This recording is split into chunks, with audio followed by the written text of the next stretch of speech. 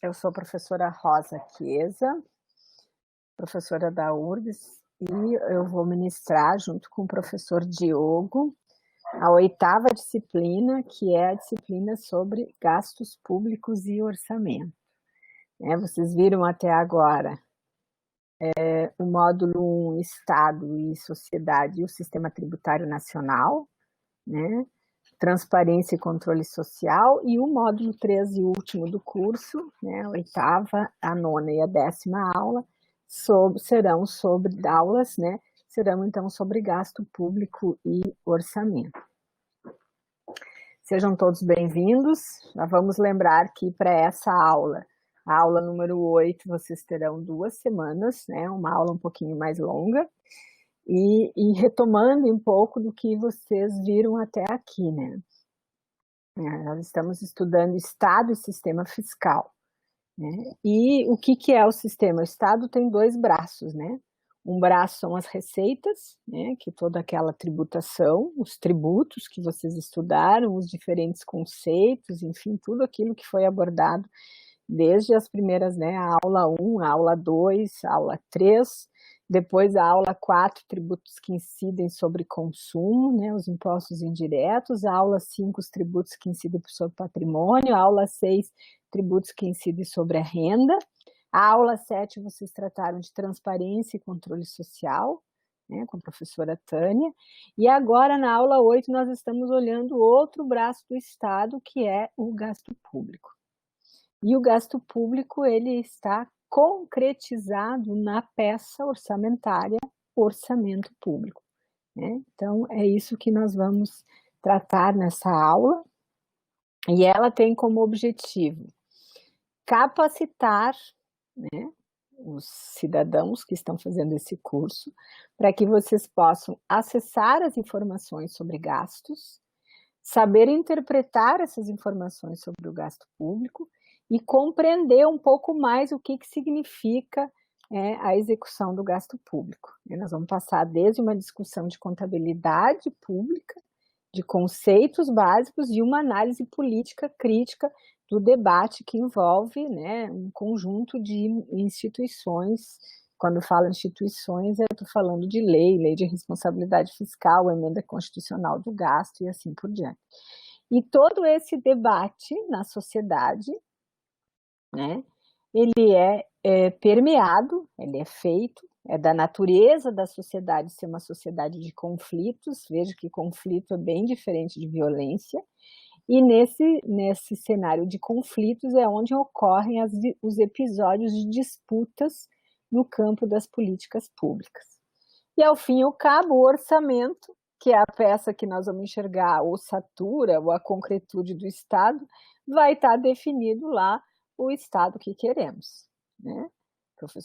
A professora Tânia falou sobre isso, né? Como é que se dão os episódios, né, de disputas no campo das políticas públicas e como nós, enquanto cidadãos, fizemos as nossas disputas, nos manifestamos para demonstrar, né, através da participação, da democracia participativa, né, que tipo de orçamento nós queremos.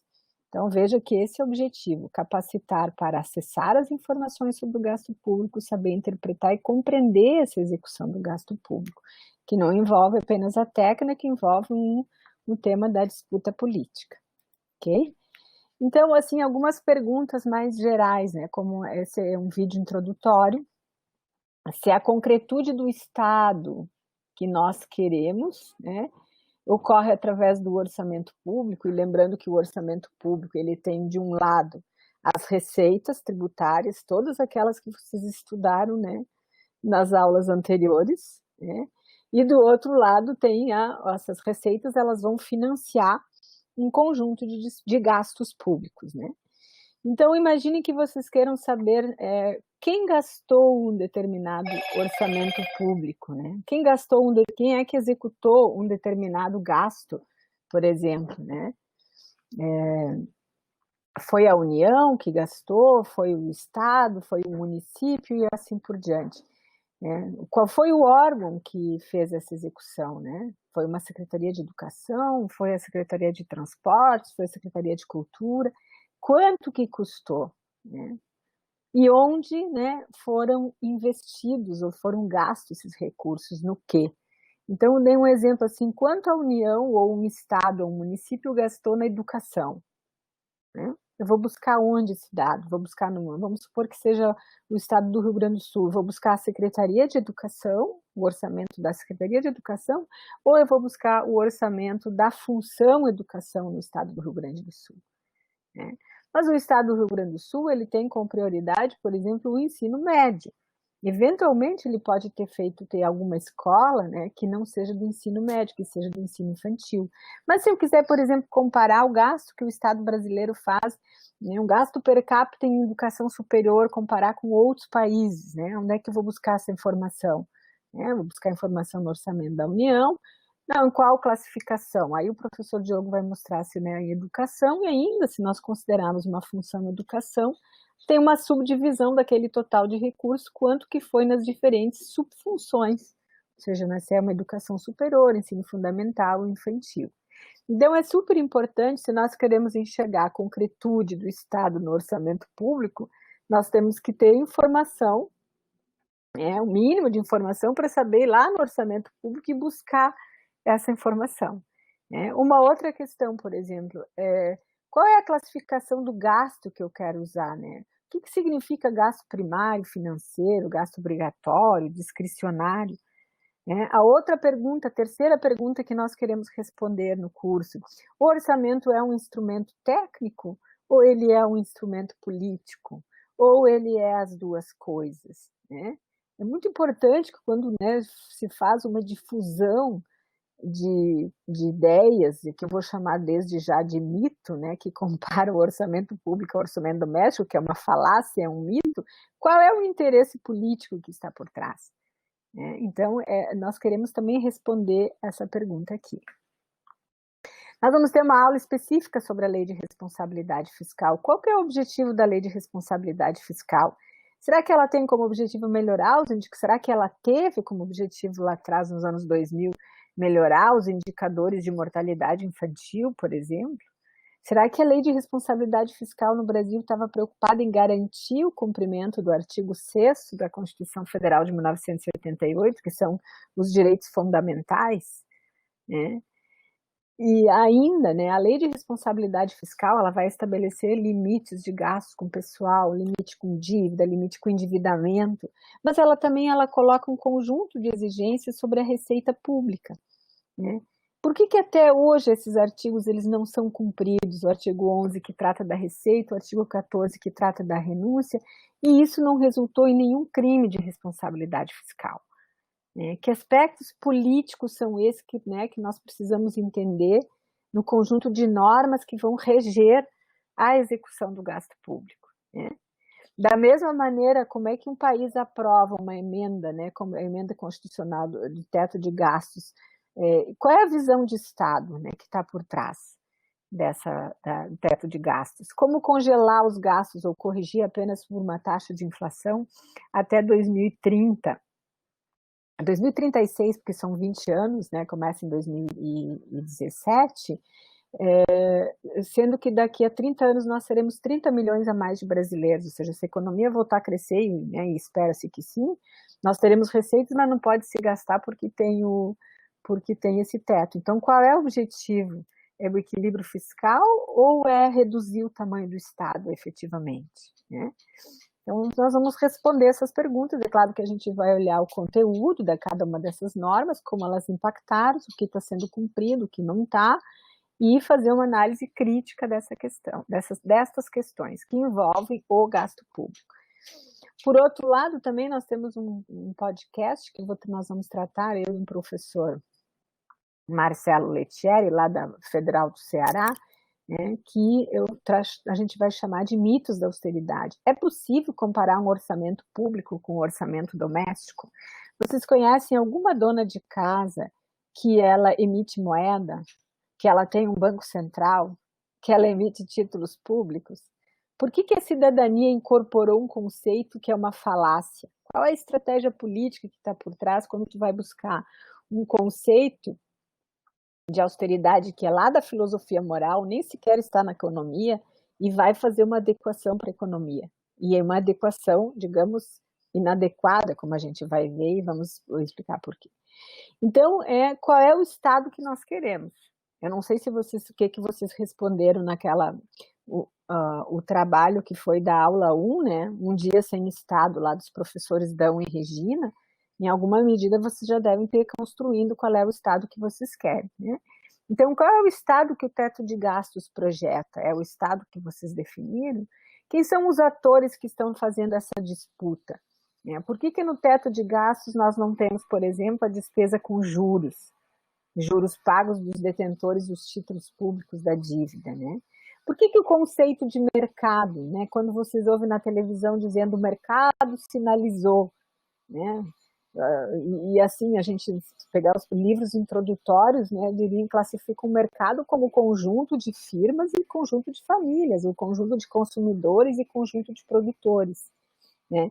E, na verdade, né, a gente pergunta, afinal, quem é o mercado? É um conjunto de consumidores e produtores brasileiros, se eu estiver falando do mercado brasileiro, ou é um pequeno grupo de corporações com grande poder econômico que resulta numa concentração política e que fragiliza a democracia? Né? Quando fala que o mercado sinalizou que é preciso fazer corte de gastos, quem é o mercado? Quem são essas empresas? Né? As grandes corporações que acabam, né, impondo, tendo um certo poder econômico exacerbado e que acaba por si só se transformando num grande poder político.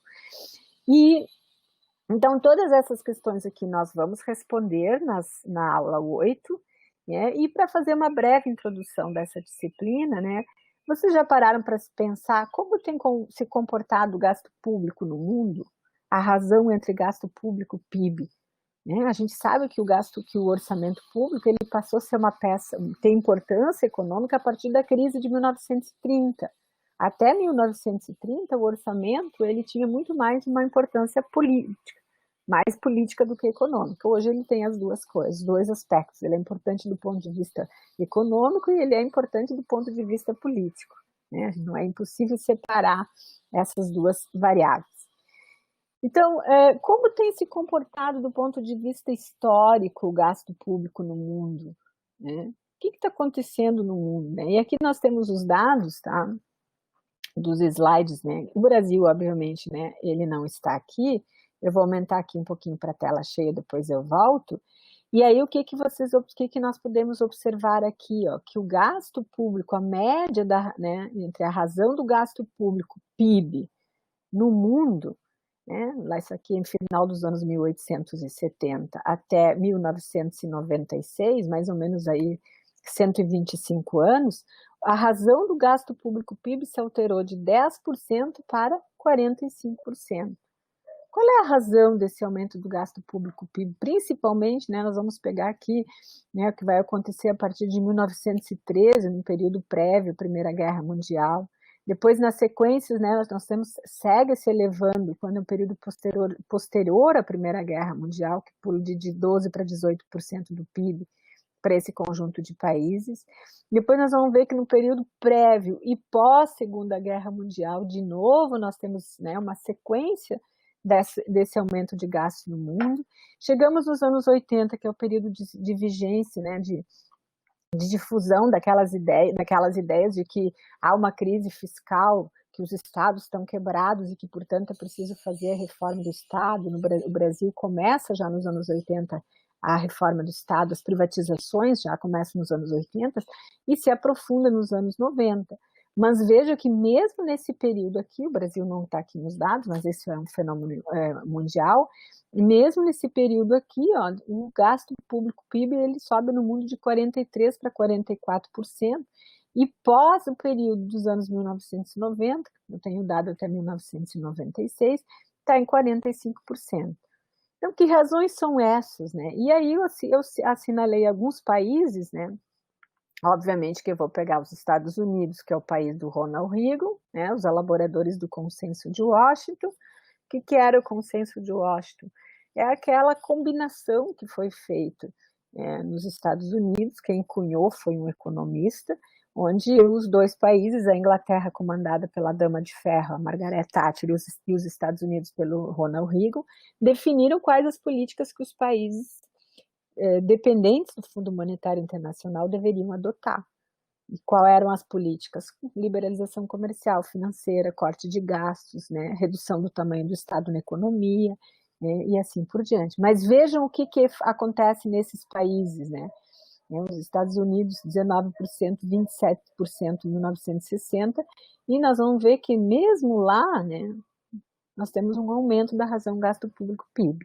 Tem um livro bem interessante que chama Chutando a Escada, do Chang, que ele disse, esse é um livro que mostra como os países desenvolvidos, tudo que eles fizerem chegar no topo da escada, aí eles mandam para isso que é chutando a escada. Quando os países em desenvolvimento estão querendo subir a escada, eles retiram a escada porque eles vão receitar medidas opostas àquelas que eles adotaram para chegar no topo da escada, ok?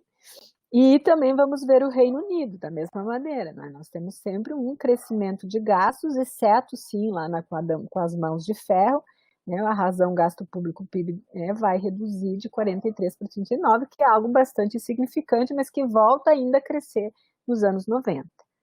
Então, esse aumento do gasto, da razão gasto público-PIB no mundo, que é um dado que está lá no livro do Jean Beagiali, de contas públicas, né? Ele tem um conjunto de mudanças, um conjunto de variáveis que explicam, né, essa pressão sobre o gasto público, mas sobretudo, principalmente por causa do aumento das cidades industriais no século XX, né, que vai fazer com que haja um deslocamento das pessoas, né, das áreas rurais para as cidades, e aí vai exigir água encanada, vai exigir esgoto, vai exigir luz, vai exigir escolas, né? Porque para os operários, olhando para o Brasil, que também foi no século XX, né? Para os trabalhadores que se deslocam do campo para a cidade para trabalhar na indústria, é preciso ter escola, é preciso ter posto de saúde, e, portanto, isso vai exigir um aumento de gastos públicos. Então, esse aumento das cidades industriais pressionou para cima os gastos públicos e a responsabilidade do Estado. Da mesma maneira, os dois conflitos mundiais vão elevar o gasto público, né, bélico, sobretudo. Outra questão importante, nós temos, apesar da população mundial estar crescendo a taxas decrescentes, ainda assim cresce a população. E por que a população cresce se está nascendo menos pessoas? Cresce porque tem menos crianças morrendo e porque as pessoas estão vivendo mais. Então, nós temos um aumento da quantidade de população idosa e os gastos públicos para atender saúde e previdência, no mundo inteiro, nós estamos falando, ele é muito maior do que atender um jovem ou uma criança. Então, essa também é uma razão que o envelhecimento populacional ou a inversão da pirâmide populacional vai pressionar para cima os gastos públicos na área de saúde e previdência. Uma outra razão que explica por que no mundo, durante o século XIX e XX, houve um aumento do gasto público PIB, inclusive no período de Estado neoliberal nos anos 80 e 90, né? Se a gente pegar a média que eu mostrei para vocês, né, é explicado pelo processo de urbanização, né, que vai ocorrer junto com o processo, né, o aumento das cidades industriais, como eu tinha colocado antes. Então, né, essas são as variáveis que explicam por que houve um aumento da razão gasto público-PIB. Vejo que esse período aí envolve aquele período da social-democracia, um período que a Europa, né, a Alemanha, a Inglaterra, a França, né, e até mesmo os Estados Unidos fizeram a sua reforma tributária progressiva, né, justamente no pós-guerra, na social-democracia europeia, que vai nascer o estado de bem-estar social. E a gente enxerga, né, que se faz estado de bem-estar social com o aumento da participação do Estado. Agora, tem outros dois fatores muito importantes que explicam por que o gasto público cresce, né? A gente não falar de agastança, né, e não reproduzir conceitos, né, que nós ouvimos uma única vez e que eles não estão desprovidos de interesses difusos, digamos assim. É que à medida que cresce o PIB per capita, que é o PIB? A renda total dos, né, dividido, o PIB, a renda total dos brasileiros dividido pelos 200 milhões de brasileiros vai dar uma renda per capita, que no caso brasileiro em torno de 9 mil dólares, né, ano, se não estou equivocado. Então, eles olham, à medida que os países, à medida que aumenta a renda per capita desses países, né, vai acontecer que há uma exigência dessa população que ela ela vai, em função dela ter níveis mais elevados de escolaridade, ela vai exigir serviços públicos com mais qualidade. E serviço público com mais qualidade empurra para cima os gastos públicos, né? Não sou eu que estou dizendo isso, é a literatura que está dizendo isso. E uma outra razão que explica, né, por que o gasto público, né, em razão do PIB, a relação entre gasto público e PIB, ele vai crescendo no século XIX e XX, é que existe uma tendência histórica na maioria dos países do mundo que o preço dos serviços em relação aos demais preços das mercadorias, ele cresce. E como o Estado, não se sabe por quê, e como o Estado, o setor público, ele praticamente oferta só serviços, ele não oferta batatas, nem telefones, né, nem outras mercadorias, ele oferta serviços de saúde, serviços de segurança, serviços de educação. E não se sabe por que é uma tendência histórica na maioria dos países que o preço relativo dos serviços cresce mais que o preço das outras mercadorias, dos bens e produtos, né? Então, assim, em função disso, o gasto público ele é afetado pelo preço nominal dos serviços, que tende a aumentar acima do nível médio dos preços da economia. Então, essa é mais uma outra razão que faz com que o gasto público cresceu nesse período. Olhando um pouco assim para o Estado brasileiro, né? Porque como é que se dá a execução do gasto público e aonde nós enxergamos o Estado brasileiro? Né? O Estado brasileiro ele está, né, constituído pelos nossos três poderes, desde Montesquieu, os poderes executivo, legislativo e judiciário. Nós temos os órgãos de controle que eu já vou falar, né, sobre eles, e nós, a sociedade civil, que estamos aqui nos qualificando para poder exercer um controle social sobre os demais estruturas de poder e dizer para essas demais estruturas de poder qual é o Estado que nós queremos. E para dizer qual é o Estado que nós queremos, nós temos que ter um mínimo de informação, de qualificação, né, para poder dar o nosso recado, ou exigir uma democracia participativa e representativa que os nossos interesses também sejam contemplados. Então, se a gente olhar aqui, nós temos a organização do Estado brasileiro, ou então os três poderes, o legislativo, o executivo e o judiciário. O executivo está subdividido entre a administração direta, né, no caso federal, os ministérios, nos casos estaduais e municipais, as secretarias de educação, de saúde, de desenvolvimento urbano e assim por diante. Os sistemas de controle interno, né, que é um órgão que tem como função, né, fiscalizar, prevenir equívocos e até desvios. Isso aqui é uma exigência que está não só desde a Constituição de 1967, também está na Lei 4320, que é lá de 1964, que fala da organização das contas públicas e que ainda está em vigor, né? Também está previsto na Constituição de 1988, e a Lei de Responsabilidade Fiscal vai também repetir esse artigo, né, sobre a necessidade de criação do chamado Sistema de Controle Interno da Administração Pública.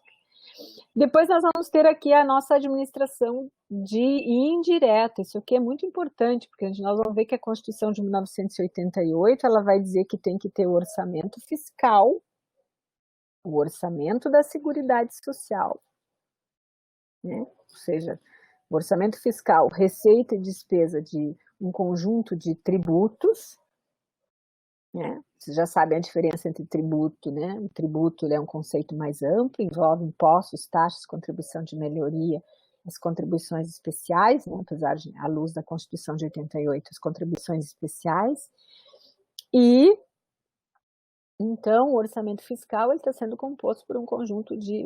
os gastos vão ser financiados principalmente por impostos e taxas. Mas o orçamento da Seguridade Social, que é o orçamento da saúde, da assistência e da previdência, ele vai ser financiado com não sei se vocês lembram, com as contribuições especiais, né? Com a COFINS, contribuição sobre o lucro líquido. Lembra da antiga CPMF? Né? Por que a CPMF foi criada? Para aumentar o orçamento da saúde. Saúde está dentro da Seguridade Social, ou seja, contribuições especiais são aquelas que têm destinação específica. E ainda ela vai dizer que tem que acompanhar nesse orçamento, né, das estatais, das empresas estatais, os investimentos apenas. Então, isso aqui é muito importante para depois a gente enxergar a concretude do Estado, uma vez que quem tem a prerrogativa de elaborar o orçamento, né, da União, dos estados e municípios é o Poder Executivo, cumprindo um conjunto de regras e normas, né, estabelecido pela lei. Além disso, nessa sociedade, nós temos os nossos órgãos de controle. Os tribunais de contas, né, o Tribunal de Contas da União, que fiscaliza o setor público federal, os tribunais de contas dos estados, que fiscalizam, no caso, o Tribunal de Contas do Estado do Rio Grande do Sul, que vai fiscalizar os 497 municípios e mais o estado, as contas do governador e a administração direta e indireta de todos eles, e assim, respectivamente, nos demais tribunais de contas dos estados em nível nacional, e existem apenas dois municípios que têm os tribunais de contas municipais, que é o município de São Paulo e o município de Rio de Janeiro. E aí temos também o Ministério Público, né, com a função de controle e fiscalização. E aí nós temos, né, aqui embaixo, as organizações da sociedade civil, que é um marco de 2000, marco regulatório de 2017, mas essas aqui são as OS, as organizações sociais, e as OCIPs, as organizações da sociedade de interesse civil, que é aquela mudança que foi feita no Estado brasileiro na segunda metade no primeiro governo Fernando Henrique, lá em 1995, 96, 97, que aqui é chamada a esfera pública não estatal. São aqueles hospitais vários que foram criados no Rio de Janeiro para atender a Covid, as UESs. São privados, mas eles atuam com dinheiro público, por isso que é a esfera pública não estatal, né? Enfim, todo o argumento que foi utilizado foi de que a criação dessa esfera pública não estatal, ela seria mais eficiente que a esfera pública estatal. Mas esse é um outro debate que não vai ser feito nesse momento. E, por fim, na organização do Estado brasileiro, estamos nós aqui, a sociedade civil, com o nosso objetivo, né, com a nossa função de fazer o controle, né, sobre todos esses sobre o Estado, sobre todo o Estado brasileiro, poderes legislativo, executivo, judiciário e assim por diante.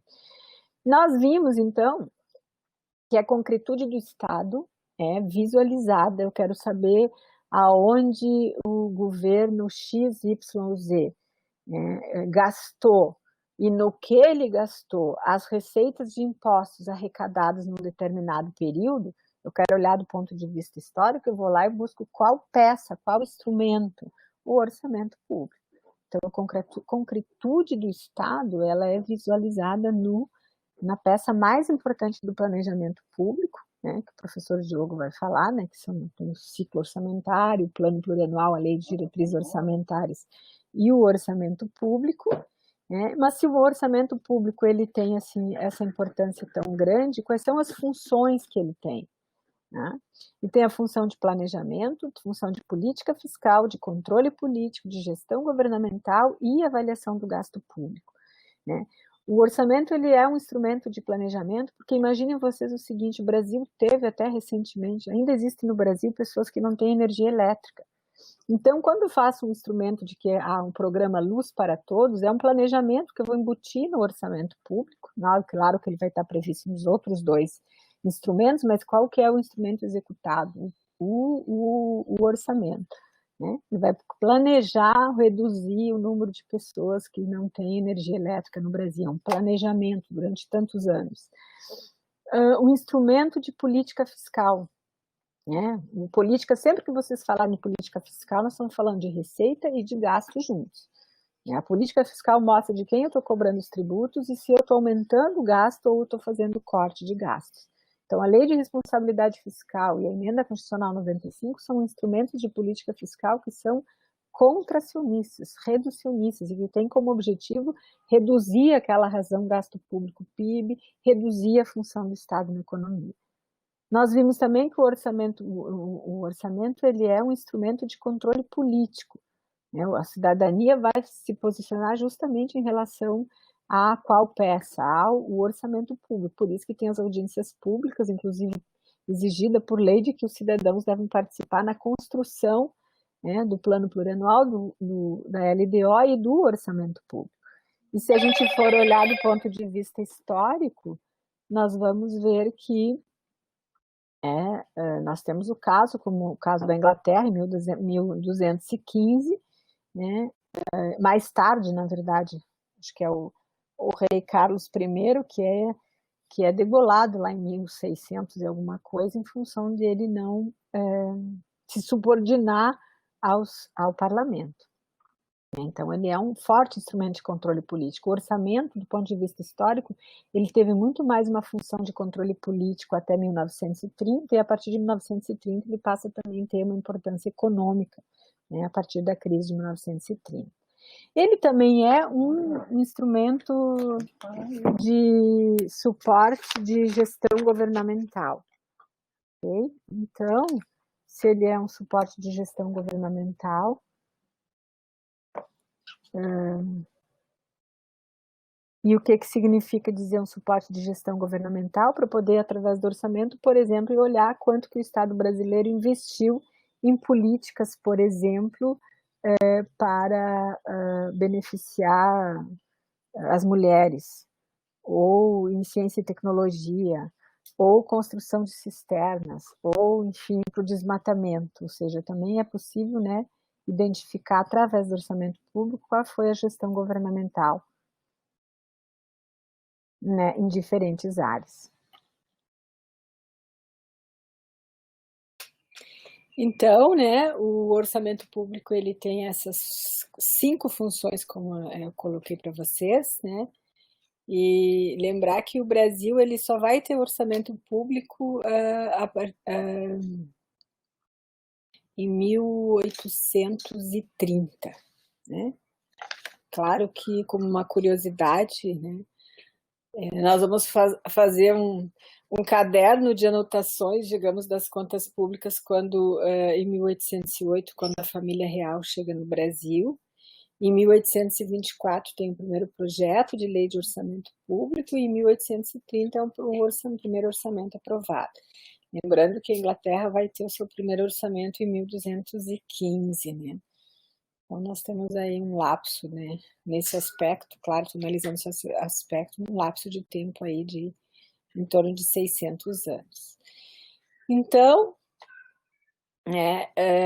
o roteiro da nossa aula, feita essa introdução sobre os gastos, né, quais as perguntas que nós queremos responder, desde as perguntas da classificação de contas, de como funciona a contabilidade pública, né, de forma que as normas de contabilidade pública serão as mesmas para a União, Estados e municípios, de forma que nós possamos consolidar as informações e poder, de fato, fazer com que o orçamento público ele seja um instrumento para avaliar, por exemplo, o gasto público, né, quanto custou uma matrícula no ensino médio, no ensino infantil, né, como um instrumento efetivo de gestão governamental, né, como controle político, como um instrumento de política fiscal, sobretudo na economia, né, que é ampliar ou reduzir o gasto público, qual é o impacto que isso vai ter, ou seja, a política fiscal ela é manuseio do orçamento, é alterar a política tributária, né, nós vivemos hoje um período onde nós estamos, né, cotidianamente vocês ligam a televisão, lê jornal, que mais fala que o gasto para enfrentar a pandemia é em torno de 8% do PIB, que, enfim, isso vai fazer com que a dívida pública cresça, que nós vamos chegar em torno de 90% do PIB, e que, portanto, isso é um problema muito sério, precisa, né, retomar a agenda da austeridade. né? Nós vamos ver também lá na aula, na sequência, com o professor Robre, na aula 9, que é sobre dívida pública, o que diz a história e o que diz a teoria sobre os limites da dívida pública. Se a dívida ela é intergeracional, qual é o problema que isso traz? Por que o Japão tem mais de 200% de dívida, a razão de dívida PIB, e não é um problema? Ou os Estados Unidos, mais de 100, alguns países vão chegar a 150, né? Então, veja que esses aspectos todos a gente vai trabalhar nesse módulo. Além das questões conceituais, o debate político, o que diz a norma e como a gente faz, né, o debate político para, de fato, exercer o controle social, que é o nosso objetivo aqui. Então, toda a aula 8, né, além desse vídeo, né, aqui, que eu fiz uma breve introdução e apresentação, né, do que vai ser estudado, nós teremos uns vídeos 2, 3 e 4, que são as aulas do professor Diogo Demar, né, e que vai trabalhar os conceitos, o ciclo orçamentário, as principais classificações das contas, né, onde buscar essas informações, sobretudo nos sites do Tribunal de Contas do Estado do Rio Grande do Sul, e também no Siga Brasil e outros, né, também o Diogo vai trabalhar. Uma videoaula a 5, que é sobre a Lei de Responsabilidade Fiscal, né, trabalhando não só o que a lei diz, mas fazendo uma análise crítica dela. E também uma videoaula de número 6 sobre a emenda do teto dos gastos, né, que está em voga praticamente todos os dias, está nos meios de comunicação, qual é o objetivo dela, enfim. E descumprindo a emenda constitucional ao teto do gasto, teria, né, quais são as vedações, né? Será que ela não foi efetivamente feita tão rígida, né? Os países no mundo inteiro, né, vários países adotaram a emenda constitucional uma emenda de um teto de gastos, né, mas com mais flexíveis, né, não por tanto tempo, não inserindo na Constituição. E aí, né, tem muitos economistas que estão dizendo o seguinte, que o objetivo era, na verdade, ser algo tão rígido de forma a descumprir o teto, porque as vedações do teto é, na verdade, o objetivo final, né, que é que ao fim e ao cabo reduzir o tamanho do Estado. Não é o Estado que está na Constituição de 1988, que o Dão e a Regina colocaram nas suas aulas. Um podcast sobre mitos da austeridade fiscal, os 4 mitos da austeridade fiscal, né, que porque é uma falácia, equivocado, assim como o Dão e a Regina trabalharam os mitos da tributação, nós vamos trabalhar aqui os mitos da austeridade fiscal. E aqui é um podcast, né, onde nós tratamos da austeridade fiscal, da crise da Covid e gasto público, que eu vou dividir com o professor Letieri, que é da Universidade Federal do Ceará. E, por fim, há o vídeo 7 também, que é um fechamento, digamos, desse módulo, onde é uma palestra ministrada por mim em 2019, que é a tributação, gasto público no Brasil, para onde vamos, né? Então, aqui ficou um B minúsculo, mas vamos corrigir. Certo, gente? Então, vocês terão 2 semanas para assistir essas videoaulas, né, os textos também que serão colocados, textos obrigatórios para vocês lerem, né, mas com certeza vocês terão um grande aprendizado sobre esse tema, porque, sobretudo, o professor Diogo vai navegar em alguns sites para vocês buscarem algumas informações. É importante também, como nós vamos fazer as aulas síncronas, que vocês, né, ao fazer essas pesquisas sobre gastos públicos, guardem a dúvida para a gente solucionar nas aulas síncronas. Então tá, uma ótima aula a todos e super obrigada. Em seguida já vai, né, estar disponível para que vocês comecem então com o vídeo número 2. Obrigada e boa aula a todos.